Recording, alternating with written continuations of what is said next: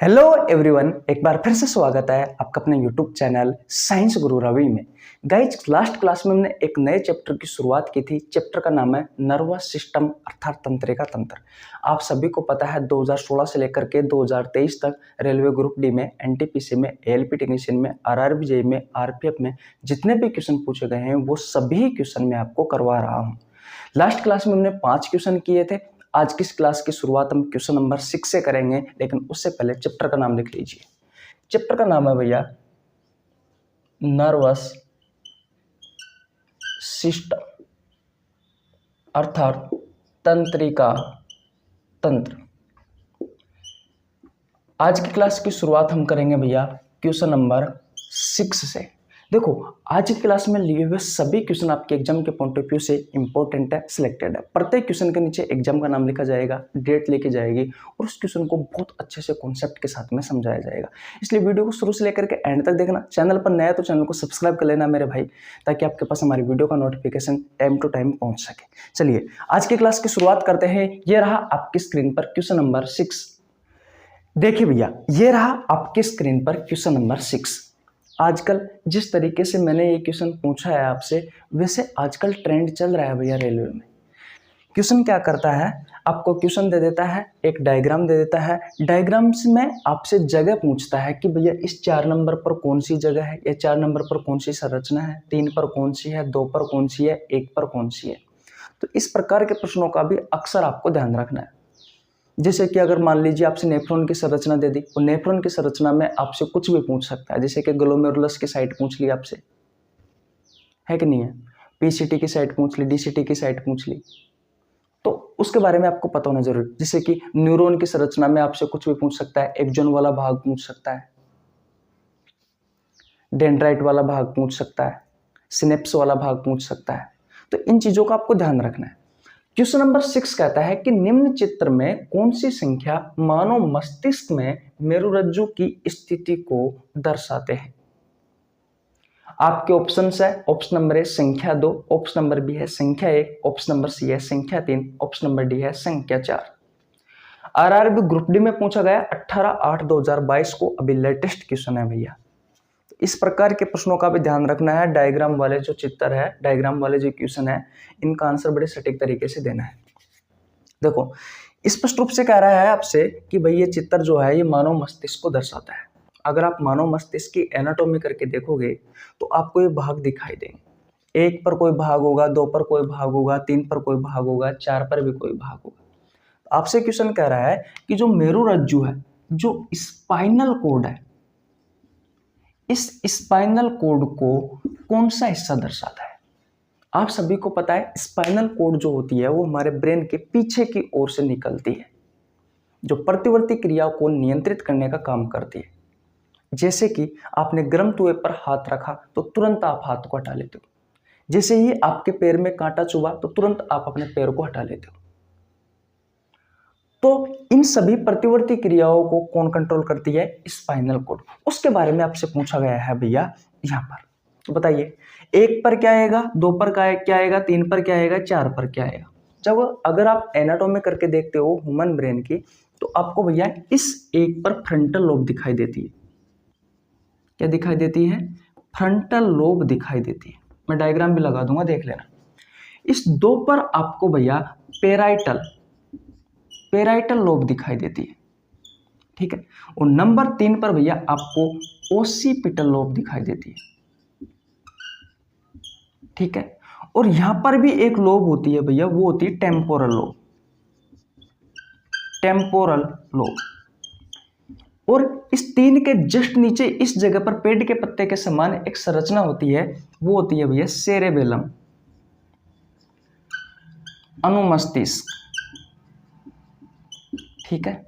और मैंने कहा कि आपके ब्रेन के पीछे की ओर से ये वाला जो भाग है, तो यहां से निकलती है भैया आपका ये स्पाइनल कोड।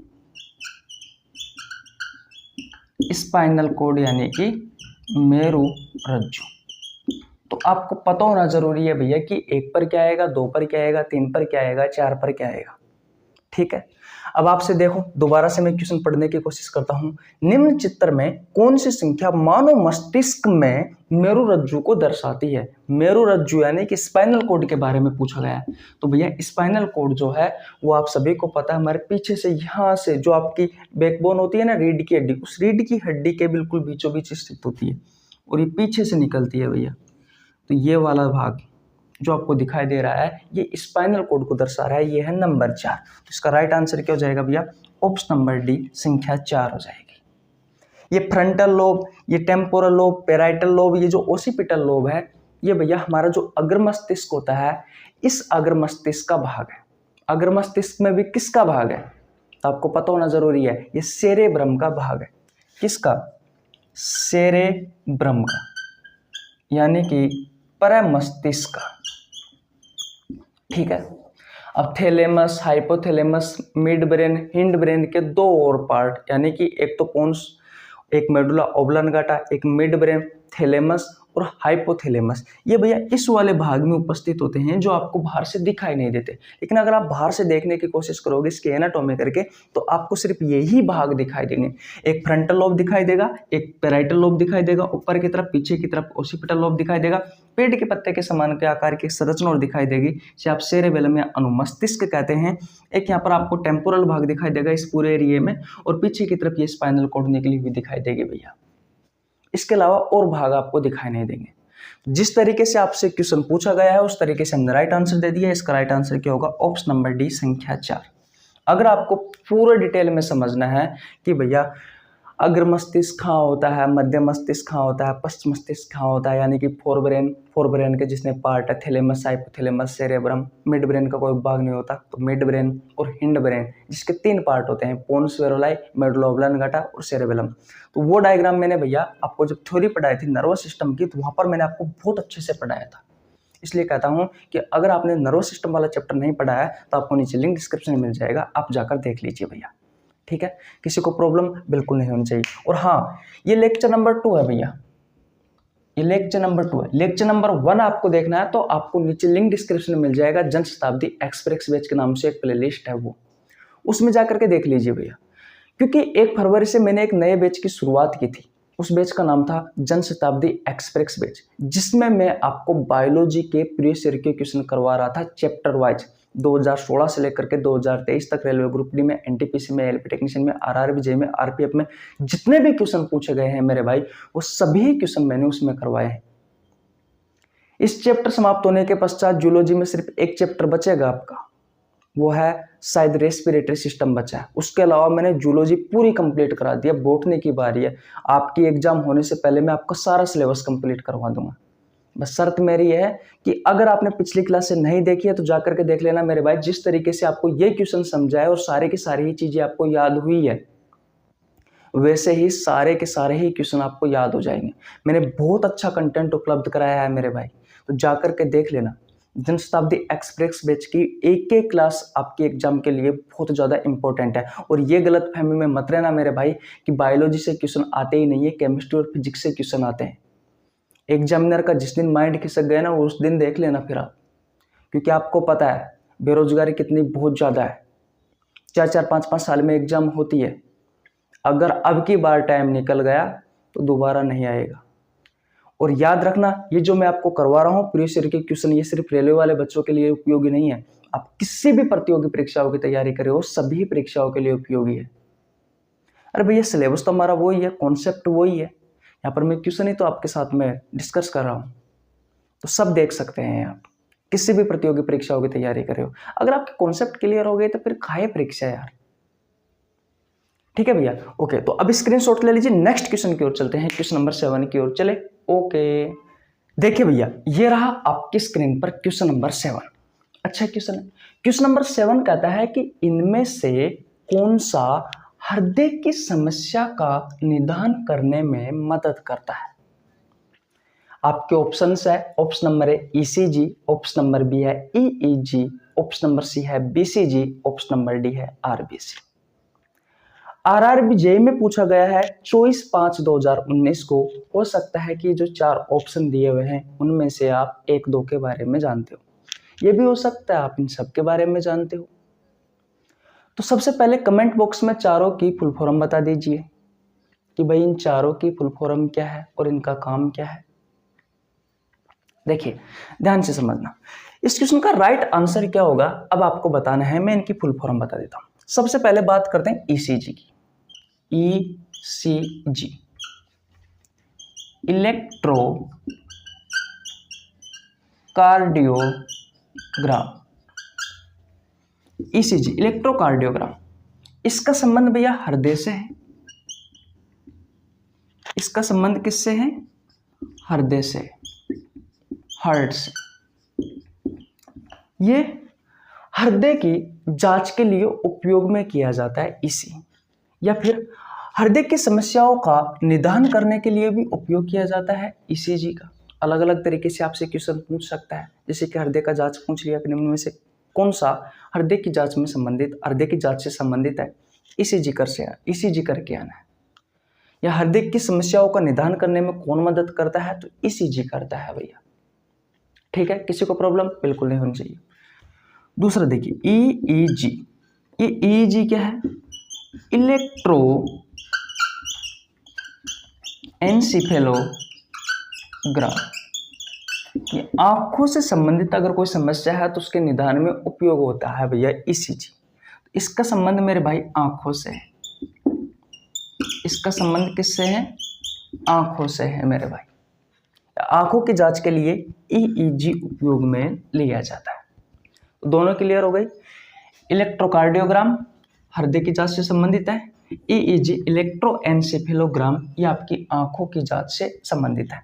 ओके, आगे चलते हैं। आगे कौन सा है? बीसीजी है मेरे भाई। बीसीजी की फुल फॉर्म क्या होती है? बेसिलस, एक मिनट रुकना, इसकी फुल फॉर्म होती है भैया bacillus Calmette Guérin. Bacillus Calmette Guérin, एक बार मैं स्पेलिंग भी देख लेता हूं इसकी। Bacillus Calmette Guérin, bacillus Calmette Guérin. देखो बीसीजी एक टीका है भैया। ये क्या है? एक वैक्सीन है, एक टीका है। और ये जो टीबी होता है ना, ट्यूबरक्लोसिस बैक्टीरिया, जो कि बैक्टीरिया से होने वाली बीमारी है, तो टीबी की बीमारी के लिए लगाया जाता है भैया बीसीजी। बीसीजी एक वैक्सीन है जो कि टीबी की बीमारी के लिए लगाया जाता है। टीबी एक बैक्टीरिया से होने वाली बीमारी है, इस बारे में भी आपको पता होना जरूरी है। चौथा नंबर का है आरबीसी। आरबीसी की फुल फॉर्म होती है रेड ब्लड सेल्स। लाल, हिंदी में कहा जाता है लाल रक्त कोशिका। यह आपके ब्लड में पाई जाने वाली एक कोशिका है भैया। यह आपके ब्लड में पाई जाने वाली एक कोशिका है। तो इन चारों की फुल फॉर्म और इनका कार्य आपको समझ में आ गया होगा। ईसीजी इलेक्ट्रोकार्डियोग्राम में हृदय की जांच या हृदय से संबंधित कोई समस्या है उनके निदान में सहायता करता है। ईईजी इलेक्ट्रोएन्सेफेलोग्राम, इसका संबंध हमारी आंखों से है। आंखों के जांच के लिए या फिर आंखों से संबंधित अगर कोई समस्या है तो उसके लिए उपयोगी होता है भैया। बीसीजी बेसिलस कैलमेट ग्यूरिन, ये एक वैक्सीन है, ये एक टीका है जो टीबी के रोगी के लिए लगाया जाता है, टीबी रोग के लिए लगाया जाता है। टीबी एक बैक्टीरिया से होने वाली बीमारी है। मैंने ह्यूमन डिसीज वाला चैप्टर बहुत अच्छे से पढ़ा रखा है। जब इस जनशताब्दी एक्सप्रेस बैच की शुरुआत की थी मैंने, तो भैया सबसे पहले मैंने शायद ये ह्यूमन डिसीज वाला चैप्टर करवाया था। 1 महीने में ह्यूमन डिसीज वाला चैप्टर हुआ है भैया। इसमें मैंने आपको बैक्टीरिया से होने वाली बीमारी सारी पढ़ाई है, वायरस से होने वाली सारी बीमारी पढ़ाई है, प्रोटोजोआ से होने वाली बीमारी सारी पढ़ाई है, फंगल डिसीज पढ़ाए हैं, कवक से होने वाली सारी बीमारी पढ़ाई है। इसके अलावा जेनेटिक डिसीज पढ़ाए हैं, अनुवांशिक रोग पढ़ाए हैं। अगर आप ये क्लास देख लेते हैं, 1 महीने की क्लास है, ज़्यादा नहीं है, लगभग 15-15, 20-20 मिनट की क्लास है। शायद 15-15, 20-20 मिनट की तो नहीं है, लेकिन मैं कह सकता हूँ कि 30-30 मिनट की, 40-40 मिनट की, इतना सा की एवरेज है हमारा। हर रोज अगर हमारी क्लास देखते हो आप तो आपका ज़्यादा समय भी खराब नहीं होता। इंपॉर्टेंट क्वेश्चन ऐसे करवा देंगे हम 30-30, 40-40 मिनट में आपको, कि सारे के सारे आपके एग्जाम के लिए बहुत ज़्यादा इंपॉर्टेंट है। और ऐसा नहीं है कि भैया जो क्वेश्चन है उतारा उसको डायरेक्ट करवा दिया ये आंसर होगा, नहीं भैया ऐसा नहीं करवाते। सभी प्रत्येक क्वेश्चन पर हम भैया काम करते हैं और बहुत अच्छे से काम करते हैं। आपने देखा अब तक मैंने जितने भी क्वेश्चन करवाए इस बैच में, सभी क्वेश्चनों पर हमने बहुत अच्छे से काम किया है। बिल्कुल जीरो लेवल से उठाया और उसे हाई लेवल तक लेके गए हैं। बस शर्त यह है कि आपको हमारी वीडियो देख, मैं ये कहता हूँ आपसे मत देखो हमारा जनशताब्दी एक्सप्रेस में जो मैंने चैप्टर करवाया मत देखो, लेकिन मेरे कहने से भाई एक चैप्टर उठा करके देख लेना। अगर उस चैप्टर से संबंधित आपको दोबारा कोई प्रॉब्लम आ जाए तो भैया मेरे चैनल को अनसब्सक्राइब करके चला जाना, क्योंकि मेरे लिए तो सबसे बड़ा मेरा चैनल ही है। तो इसको अनसब्सक्राइब करके चला जाना, जिंदगी में दोबारा वीडियो मत देखना, लोगों को बता देना कि भैया मत देखो। ये मैं आपको बता दूं, मैं भैया बहुत ज़्यादा मेहनत कर रहा हूँ इस पर, बस ये है कि आप लोग देखते नहीं हो, पता नहीं, हो सकता है कि मेरा एक्सपीरियंस आपको पसंद नहीं है, मेरा पढ़ाने का तरीका आपको पसंद नहीं है, लेकिन जिसने भी देखा है उसको ज़रूर फायदा मिला है। ठीक है भाई, इसलिए देखा करो यार वीडियो को, बहुत काम की चीज़ें हैं। ऐसा नहीं है कि भैया उठा कर करवा दिए टाइम पास करने के लिए, नहीं भैया, ज़िंदगी है हमारी यार, इसके साथ कैसे विश्वासघात कर सकते हैं? आपके साथ भी नहीं कर सकते, क्योंकि आप भी तो विश्वास करके हमारे पास बैठे हो, आपको तो जॉब दिलानी है। ठीक है भाई, इतनी बात समझ में आ गई। तो ये चारों के चारों ही आपको समझ में आ गए होगा, नहीं आया तो नोट कर लेना मेरे भाई। अलग से जनशताब्दी एक्सप्रेस पेज के लिए अलग से एक रजिस्टर ले लेना और उसमें सारे के सारे ही क्वेश्चन नोट कर लेना। बहुत काम की चीज़ है, बहुत काम की चीज़ है। अगर लगभग एक दिन आप हमें एक दिन में 1 घंटा देते हैं ना, तो ये समझ लीजिए बायोलॉजी की टेंशन खत्म आपकी, कोई भी प्रॉब्लम नहीं आएगी। और एक इम्पोर्टेंट बात हो रहा है, हम क्या करते हैं, सुबह 6 बजे और शाम को 6 बजे पहले कम्युनिटी पोस्ट में बायोलॉजी के क्वेश्चन डालते थे, लेकिन आप लोगों का प्यार है, आप लोगों का सपोर्ट है, आप कहते हो कि भैया कम से कम दिन में 4-5 क्वेश्चन डाला करो। देखो 4-5 क्वेश्चन अगर मैं डाल दूँ, मुझे कोई एतराज़ नहीं है, मैं 4-5 क्या, मैं एक दिन में 10 क्वेश्चन डाल दूँ, लेकिन फिर स्टूडेंटों को टाइम भी नहीं मिल पाता है कि नहीं है? अब ये तो नहीं है कि यार खैर ठीक है भैया, 1-2 कह रहे हैं आप तो अच्छी बात है, मैं डाल दूंगा, कोई दिक्कत नहीं है, लेकिन वो क्या है कि अच्छी बात नहीं है। मैं ये चाहता हूं कि प्रत्येक स्टूडेंट अच्छे तरीके से उन क्वेश्चनों का आंसर दे पाए। तो सुबह 6 बजे और पहले मैं शाम को 6 बजे डालता था, लेकिन अब मैंने थोड़ा सा टाइम चेंज कर दिया। आज से सुबह 6 बजे आपको क्वेश्चन मिलेगा कम्युनिटी पोस्ट में, 12 बजे क्वेश्चन मिलेगा और शाम को 6 बजे क्वेश्चन मिलेगा। आप सभी को पता है, जो नए हैं उनको मैं बता दूं, हर रोज 8-10 हज़ार स्टूडेंट इन क्वेश्चनों का आंसर देते हैं। बहुत अच्छे क्वेश्चन होते हैं, या तो आपसे आपकी प्रतियोगी परीक्षाओं में पहले पूछे गए होते हैं या फिर आगे पूछे जाने की संभावना है। इसलिए इन क्वेश्चनों का आंसर दीजिए भैया, ताकि आपके एग्जाम हॉल में डायरेक्ट आपको मिल सके। और अब तो मैंने बहुत अच्छा सिस्टम कर रखा है, जैसे कि एक चैप्टर उठा लिया तो उसी चैप्टर से संबंधित जितने भी क्वेश्चन है वो सभी क्वेश्चन मैं आपको करवा रहा हूँ, तो आपको ज़्यादा मेहनत भी नहीं है और आपके अच्छे क्वेश्चन आपको मिल रहे हैं भैया, जो रेलवे में पूछे गए हैं। ठीक है, कोई प्रॉब्लम बिल्कुल नहीं होनी चाहिए। तो यहाँ तक की कहानी आपको समझ में आ गई? बताओ, आ गए ना? ओके, अब स्क्रीनशॉट ले लीजिए। अब इस ईसीजी से संबंधित भैया आपसे और क्वेश्चन पूछे गए, 2 क्वेश्चन और पूछे गए हैं, पहले हम उनके बारे में बात करते हैं। तो कॉन्सेप्ट तो आपको सारा समझ में आ गया भैया? ओके, आगे चलते हैं, चले क्वेश्चन नंबर 8 की ओर। ओके भैया, देखिए भैया, ये रहा आपकी स्क्रीन के सामने क्वेश्चन नंबर 8 यानी कि 8। ईसीजी से शरीर के किस अंग की जांच की जाती है? अभी अभी हमने आपको बताया ईसीजी के बारे में, ईईजी के बारे में भी बताया, बीसीजी के बारे में भी बताया, इसके अलावा आरबीसी के बारे में भी बताया। आरबीसी ब्लड में पाई जाने वाली एक कोशिका है, जिसके बारे में आप सभी जानते हो, आरबीसी, डब्ल्यूबीसी, ब्लड प्लेटलेट्स, है कि नहीं है? बीसीजी एक वैक्सीन है जो कि टीबी रोग के लिए लगाई जाती है। और ईसीजी इलेक्ट्रोकार्डियोग्राम, ये भैया एक जांच है जो हृदय से संबंधित है। ईईजी ये भी एक जांच है जिसका संबंध आंख से।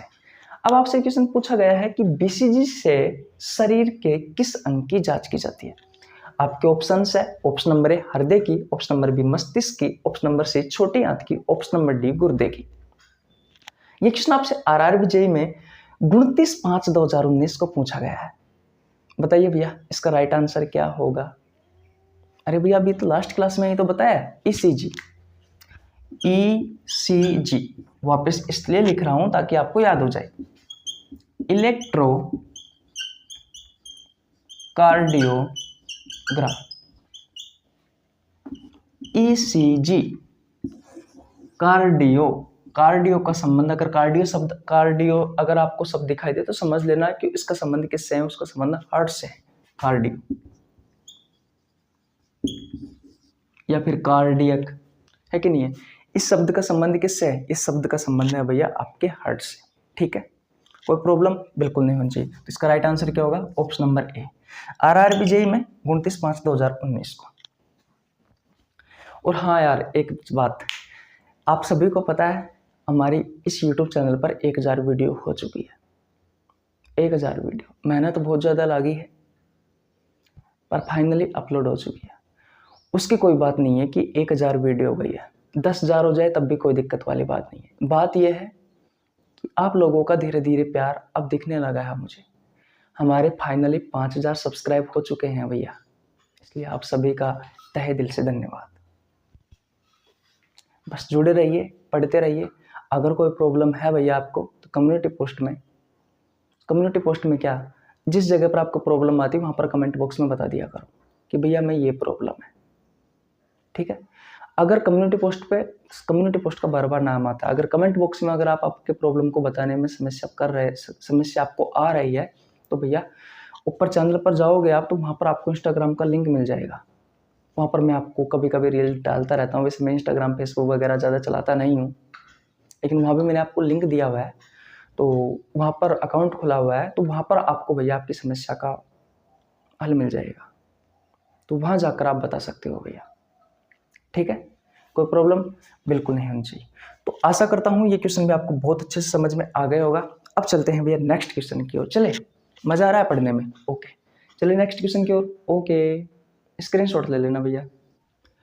देखिए भैया, ये रहा आपकी स्क्रीन पर क्वेश्चन नंबर 9। क्वेश्चन नंबर 9 कहता है कि ईसीजी किसके द्वारा उत्पादित विद्युत बलों को महसूस करता है? अरे भैया, जिस जगह पर ईसीजी आ गया समझ लेना उसका संबंध हृदय से है। इलेक्ट्रोकार्डियोग्राम, हृदय की जांच पूछे, हृदय से संबंधित निदान पूछे, या फिर किसके द्वारा उत्पादित विद्युत बलों को महसूस किया जाता है, तो भैया बता देना सिर्फ हृदय द्वारा। हृदय से उत्पादित होने वाले जो विद्युत बल है उनको महसूस करने वाला उपकरण कौन सा है? तो ईसीजी है। अलग अलग तरीके से एक ही जगह से क्वेश्चन पूछे गए, इसलिए मैं आपको बार बार ये क्वेश्चन करवा रहा हूँ। ईसीजी आपको कहीं पर भी दिखे तो समझ लेना कि उसका राइट आंसर आपको हृदय करके आना है। कोई सी भी कंडीशन हो, किस तरीके से भी घुमाया हुआ है क्वेश्चन हो, पर क्वेश्चन को एक बार ध्यान से पढ़ लेना भैया, क्योंकि कभी कभी एग्जामिनर क्या होता है कि आपको घुमाकर अलग क्वेश्चन पूछ लेता है। ऊपर में बताता तो कुछ और है उसके संबंध से, लेकिन पूछ क्या लेता है। तो क्वेश्चन को ध्यान से पढ़ना है, लेकिन जिस जगह पर ईसीजी है तो भैया वहां पर आपको हृदय ही करके आना है। तो ईसीजी किसके द्वारा उत्पादित विद्युत बलों को महसूस करता है भैया? आपके ऑप्शन है। ऑप्शन नंबर ए पेट यानी कि स्टोमक, ऑप्शन नंबर बी है गुर्दा यानी कि किडनी, ऑप्शन नंबर सी है आपका मस्तिष्क यानी कि ब्रेन, ऑप्शन नंबर डी है आपका हृदय यानी कि हार्ट। RRB जेईई में पूछा गया है 27/5/2019 को, तो इसका राइट आंसर होगा भैया ऑप्शन नंबर डी, हृदय, हार्ट। बोलो, किसी को प्रॉब्लम बिल्कुल नहीं होनी चाहिए। ओके, स्क्रीनशॉट ले लीजिए भैया आप। अब चलते हैं नेक्स्ट क्वेश्चन की ओर। चले, ओके, 1 मिनट देखना यार भैया, छोटी सी एक मिस्टेक हो चुकी है यार, छोटी सी, ध्यान नहीं रहा यार। मैंने आपको EEG बताया था ना, EEG भैया, EEG का संबंध होता है आपके मस्तिष्क से। बस ये इतनी सी गलती हो गई, आंख से नहीं होता मेरे भाई, बस ये याद रखना। अचानक याद आया है, आंख से नहीं होता, इसका संबंध होता है भैया मस्तिष्क से। मैं आपको दोबारा बता देता हूँ, इलेक्ट्रोएन्सेफेलोग्राम, इसका संबंध किससे है मेरे भाई? इसका संबंध है भाई मस्तिष्क से, आंख से नहीं है, माफ कर देना। वैसे मैं आपको जब मैंने लास्ट क्वेश्चन करवाया था, कहने का मतलब इससे पहले का क्वेश्चन नंबर 7 करवाया था, वहाँ पर मैं आपको नीचे स्क्रीन पर दिखा दूंगा कि भैया ये क्वेश्चन का संबंध यानी कि EEG का संबंध आंख से नहीं है, मस्तिष्क से। एडिटिंग के टाइम पे मैं कर दूंगा, ठीक है भाई। पर बस ये विशेष कर ये याद रखना, मैंने वहाँ पर भैया आपको पिछले क्लास के क्वेश्चन नंबर 7 में मैंने आपको बहुत अच्छे से इस EEG का संबंध आंख से बता दिया, आंख से नहीं है मेरे भाई। EOG का संबंध है शायद आंख से, इलेक्ट्रोओक्यूलोग्राफ है। EOG का संबंध है मेरे भाई आंख से, इस ECG का नहीं है मेरे भाई। बस ये इतना सा ध्यान रखना है आपको, ठीक है। ECG का है, EEG का है, ECG का नहीं, EEG का। ECG का देखो दोबारा से लिख देता हूं, ECG का संबंध है भैया हृदय से, ठीक है। ई ई जी का संबंध किससे है? ई जी का संबंध है भैया मस्तिष्क से, और ई ओ जी का इलेक्ट्रोओक्युलोग्राफ इसका संबंध है भैया आंख से। बस ये नोट कर लेना, ये सही है। ठीक है भाई, तो कोई बात नहीं, गलती होती रहती है, इंसान ही है, कोई भगवान तो नहीं है, भगवान से भी हो जाती है कभी कभी तो गलती, कोई बात नहीं। तो भाई स्क्रीनशॉट ले लेना, नेक्स्ट क्वेश्चन की ओर चलते हैं। चलिए भैया, ओके। देखिए भैया, ये रहा आपकी स्क्रीन पर क्वेश्चन नंबर 10। क्वेश्चन नंबर 10 कहता है कि मानव मस्तिष्क का कौन सा भाग उल्टी यानी कि वोमिटिंग की अनैच्छिक क्रियाओं को नियंत्रित करता है? आपके ऑप्शंस है, ऑप्शन नंबर ए मध्य मस्तिष्क, ऑप्शन नंबर बी है पश्च मस्तिष्क, ऑप्शन नंबर सी है रीढ़ की हड्डी, ऑप्शन नंबर डी है अग्र मस्तिष्क। आरआरबी ग्रुप डी में पूछा गया है 23/8/2022 को। बताइए इस क्वेश्चन का राइट आंसर क्या होगा? लास्ट क्लास अगर आपने देखी है तो आप इस क्वेश्चन का आंसर बहुत अच्छे से दे पाओगे। सॉरी, बताइए क्या होगा भैया इस क्वेश्चन का राइट आंसर? ध्यान से समझना, मैंने आपको बताया था कि आपके मस्तिष्क के 3 भाग होते हैं, एक होता है अग्र मस्तिष्क, एक होता है मध्य मस्तिष्क, एक होता है पश्च मस्तिष्क। अग्र मस्तिष्क के भी 3 भाग होते हैं, एक होता है थैलेमस, एक होता है हाइपोथैलेमस, थैलेमस हाइपोथैलेमस, और एक होता है भाई सेरेब्रम यानी कि परम मस्तिष्क। ठीक है, अग्र मस्तिष्क के कितने भाग है? फोर ब्रेन के कितने भाग है? थैलेमस, हाइपोथैलेमस और सेरेब्रम, ये 3 भाग है। मध्य मस्तिष्क का कोई भी उपभाग नहीं होता है, इस बारे में आपको पता होना जरूरी है। पश्च मस्तिष्क के भी मेरे भाई 3 उपभाग होते हैं, एक होता है पोन्स वेरोलाई, मैंने आपको कल भी बताया था, पोन्स वेरोलाई, एक होता है मेडुला ओब्लोंगाटा, और एक होता है मेरे भाई सेरेबेलम, जिसे आप अनुमस्तिष्क कहते हो, जिसे आप अनुमस्तिष्क कहते हो। बोलो किसी को प्रॉब्लम? किसी को प्रॉब्लम है तक? बिल्कुल नहीं। मस्तिष्क के 3 भाग होते हैं, अग्र मस्तिष्क, मध्य मस्तिष्क, पश्च मस्तिष्क। अग्र मस्तिष्क सबसे बड़ा भाग है, इसके अलावा जो मध्य मस्तिष्क का ये सबसे छोटा भाग है। फिर अग्र मस्तिष्क के भी 3 भाग होते हैं, पश्च मस्तिष्क के भी 3 भाग होते हैं। जो बीच वाला मध्य मस्तिष्क होता है इसका कोई उपभाग नहीं होता। अग्र मस्तिष्क के जो 3 भाग होते हैं उनमें से एक है भैया पोन्स वेरोलाई, सॉरी थैलेमस, हाइपोथैलेमस और सेरेब्रम यानी कि प्रमस्तिष्क। पश्च मस्तिष्क के जो 3 भाग होते हैं उनमें से है पोन्स वेरोलाई, मेडुला ओब्लांगाटा और सेरेबेलम यानी कि अनुमस्तिष्क। इतनी बात क्लियर है? किसी को प्रॉब्लम? बिल्कुल नहीं चाहिए। अब भैया लास्ट क्लास में मैंने आपको मेडुला ओब्लांगाटा यानी कि MO इसका कार्य बताया था कि ये जो होता है ये इनवॉलेंट्री, ये जो इनवॉलेंट्री रिएक्शंस होती है, ये जो अनैच्छिक क्रियाएं होती है, इन अनैच्छिक क्रियाओं को कंट्रोल करता है। और मैंने आपसे कहा था कि जिस जगह पर आपको अनैच्छिक क्रियाएं दिखाई दे तो वहां पर आपको राइट आंसर क्या करके आना है? MO यानी कि मेडुला ओब्लांगाटा। अनैच्छिक क्रियाएं वह क्रियाएं हो रही है, अनैच्छिक क्रियाएं वह क्रियाएं होती है जो हमारी इच्छा के बगैर काम करती है, जो हमारी इच्छा के बगैर काम करती है। अब ऐसी कौन कौन सी क्रियाएं हैं जो हमारी इच्छा के बगैर काम करती है? कॉमन रूप से मैं बात करूं तो बहुत सारी क्रियाएं। बेस्ट एग्जांपल देने की कोशिश करता हूं। जब आप आंखें झपकाते हो तो आपकी इच्छा से झपकती है क्या? आप ये काम करो, लगभग लगातार आपकी आंखों को खुली रखो, ऐसे जिसे मैं देख रहा हूं वैसे आंखों को झपकाना मत। तो अचानक एक ऐसा समय आएगा ये अपने आप झपक जाती है। ये हमारी इच्छा से हुई क्या? नहीं, आंखों का चक्कर। डकार आती है, डकार भी हमारी इच्छा के बगैर होती है, जो हमारी इच्छा से काम नहीं करती, डकार। उल्टी, दस्त, खांसी, जुखाम, ये सभी। उसके अलावा हृदय की धड़कन, श्वसन की क्रिया, जो पाचक स्राव है, ये ब्लड प्रेशर, बीपी, रक्तदाब, ये सब हमारी इच्छा के बगैर होते हैं। लेकिन फिर इससे इनवॉलेंट्री रिएक्शन अनैच्छिक क्रियाओं को भी 2 भागों में बांटा गया है, एक जैविक क्रियाएं, एक सहायक क्रियाएं। लास्ट क्लास मैंने आपको बताया था कि जो जैविक क्रियाएं होती है, देखो जो जैविक क्रियाएं होती है या जो जैविक अभिक्रियाएं होती है, जैविक अभिक्रियाओं की उपस्थिति में अनुपस्थिति में हमारी क्या हो जाती है, डेथ हो जाती है, हमारी मृत्यु हो जाती है।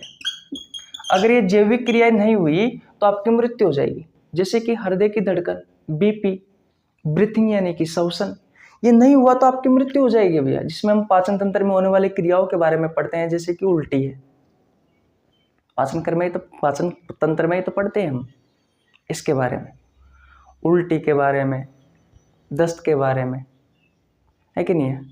पेरिस्टालसिस, कर्मानुकुंचन की गति, जिसके तहत भोजन अंदर जाता है, जिससे भोजन मुंह से पेट तक जाता है और फिर पेट से मुंह तक आ जाता है। इतनी बात क्लियर है। और भी बहुत सारी चीजें, जैसे कि पाचन तंत्र में आने वाली क्रियाएं, श्वसन तंत्र में आने वाली क्रियाएं, उत्सर्जन तंत्र में आने वाली क्रियाएं, रक्त परिसंचरण तंत्र में आने वाली क्रियाएं, ये सभी ऐसी क्रियाएं हैं, अगर इनकी अनुपस्थिति हुई, अगर ये नहीं हुई तो हमारी मृत्यु हो जाएगी भैया। लेकिन कुछ ऐसी अभिक्रियाएं और होती है हमारे शरीर में, जिन्हें हम सहायक क्रियाएं कहते हैं, जिनकी अनुपस्थिति में हमारी मृत्यु नहीं होती है भैया। इनकी उपस्थिति मृत्यु हो जाती है। क्या हो रहा है, आज दिमाग को लगातार गलती हो रही है। देखो, जैविक जो क्रियाएं होती है, इनकी अनुपस्थिति में हमारी मृत्यु हो जाती है, जैसे कि हृदय की धड़कन, अगर ये रुक गई, अगर ये नहीं हुई तो हमारी मृत्यु हो जाएगी भैया। ठीक है।